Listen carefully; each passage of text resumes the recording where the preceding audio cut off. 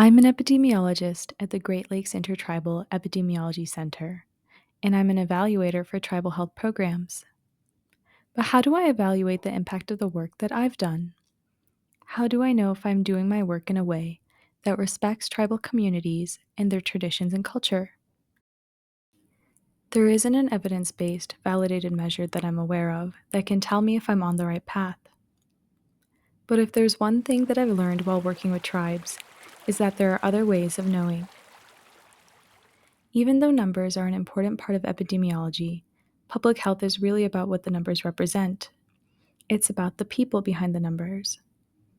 The stories of the people I've met through my work are my way of knowing if I'm doing my work in a good way.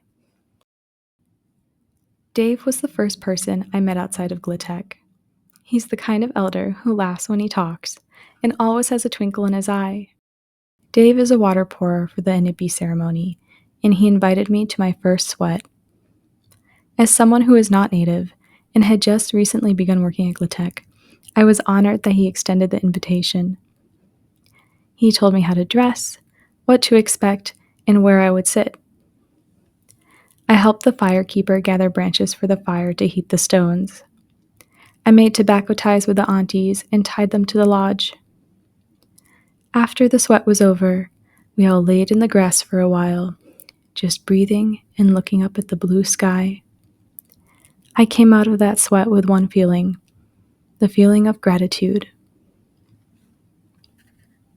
I'll never forget my first meeting with Jerry. The Lakota elder looked me up and down and said, "It's a real Indian." I was shocked, like deer in headlights, and then I began to laugh.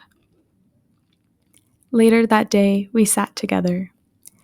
He told some jokes that most people would say were corny, but I really liked them. He taught me about the medicine shirt of the Lakota people that is passed down from generation to generation, and about the beadwork pattern that they use that is infinite, that never ends.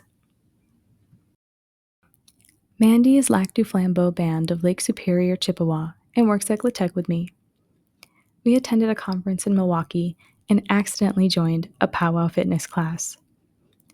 We spent the next hour and a half dancing to Northern Cree, learning how to round dance, and literally jumping through hoops. At the powwow later that night, Mandy taught me about the drum, the honor beats, and how to know which song was a round dance and which one wasn't.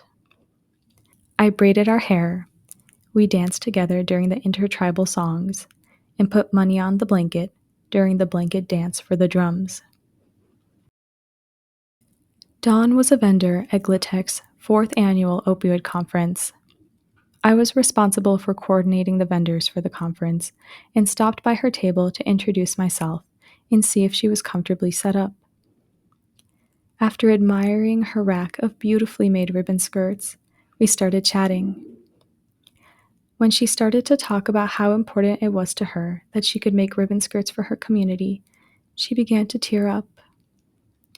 I immediately took her hands in mine. We sat there, holding hands and crying together. In that moment, I knew that my first ribbon skirt would be from her. Now, whenever I put on my ribbon skirt, I think of Dawn. These stories, and many more stories of the people who will always have a place in my heart, remind me of the importance of my role as an epidemiologist. These precious relationships are the proof that I'm doing good work, because relationships and stories of connection are the foundation of good public health. That is how I know.